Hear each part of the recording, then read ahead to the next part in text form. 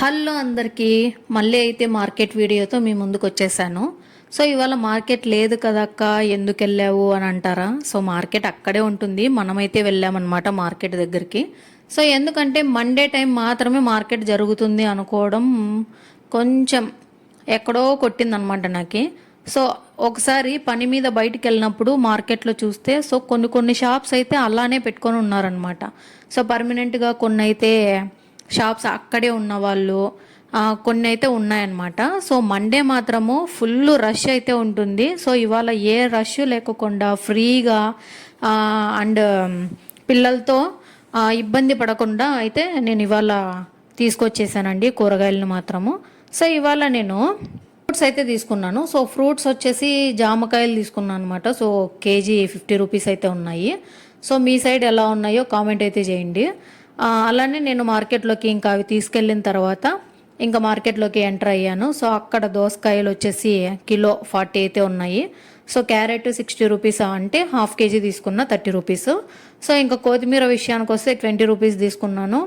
And పాలకూర పుదీనా 10 రూపీస్కి తీసుకున్నాను. సో పాలకూర అయితే 2 కట్టలు వచ్చాయన్నమాట 10 రూపాయలకి. సో ఇంకా నిమ్మకాయలు తీసుకున్నాను. సో నిమ్మకాయలు వచ్చేసి 10 రూపీస్కి 4 ఇచ్చారు ఈరోజు. సో 20కి 5 అన్నారు, కానీ నేను ఇవాళ కొంచెం బార్గెన్ చేశాను అనమాట. 10కి 4 ఇచ్చారు. తీసుకొని ఇంకా ఇంటికి వెళ్దాము అని అనుకునే టైంకి మా పిల్లలు ఇంకా మొండికేశారనమాట. సో నేను బయటికి పిలుచుకొచ్చాను కాబట్టి మాకు ఇవాళ ఐస్ క్రీమ్ కంపల్సరీగా తీసియాలి అని చెప్పి బండి ఎక్కనంటే మొండికేసేసారు. సో చేసేది ఏమీ లేక ఇంకా వాళ్ళను తీసుకొని అయితే వెళ్ళక తప్పలేదన్నమాట. సో అక్కడికి వెళ్ళిన తర్వాత వీళ్ళు చేసిన బీభత్సాలు అన్నీ ఇన్ని కావు. పనిలో పని జామకాయలు తీసుకున్నాను, కానీ ఇంకొక టైప్ ఫ్రూట్స్ తీసుకుందామని కివి తీసుకుందామని వెళ్తే అక్కడ బాక్స్ వచ్చేసి 250 రూపీస్ చెప్పారు.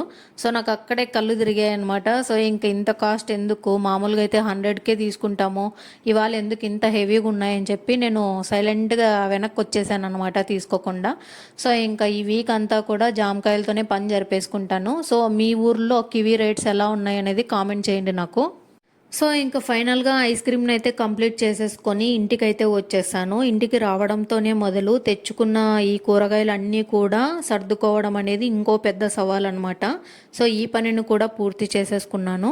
సో అన్నీ కూడా ఒక్కొక్క బాక్స్లో ఒక్కొక్క రకం నింపేసుకొని ఫ్రిడ్జ్లో అయితే స్టోర్ చేసేసుకున్నాను. మీరైతే ఎలా స్టోర్ చేసుకుంటారు అనేది కామెంట్ చేయండి నాకు.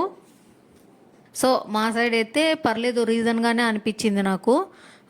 ఏమంటే ఇవాళ కొంచెం తగ్గాయి. సో మండే అయితే కొంచెం ఎక్కువే ఉంటాయి ప్రైజెస్. ఎలానో మార్కెట్కి వచ్చిన వాళ్ళు తీసుకెళ్తారనే ఉద్దేశంతో పెంచుతారేమో తెలీదు నాకు. సో మీ సైడ్ రేట్స్ ఎలా ఉన్నాయి అనేది కామెంట్ చేయండి. ఈ వీడియో నచ్చితే కనుక లైక్ చేయండి. మరిన్ని ఇలాంటి వీడియోస్ కోసం అయితే మన పేజ్ని అయితే ఫాలో కొట్టేయండి.